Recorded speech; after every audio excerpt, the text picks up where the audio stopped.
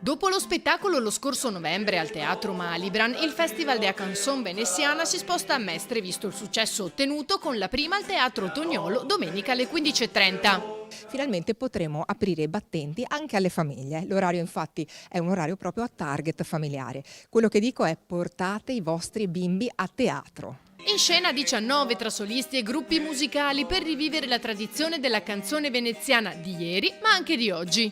La canzone veneziana vanta una tradizione secolare, una tradizione che deve essere traslata anche al prossimo, per cui anche alle prossime generazioni deve trasmettere innanzitutto una forte emozione della radice della cultura veneziana. Quella radice è così forte che ha anche la fortuna di essere rivista, rimodernata grazie al supporto e al lavoro di tanti talenti, tanti cantanti, tanti musicisti. È un popolo che non ha memoria delle proprie tradizioni, perde un po' la propria identità, insomma.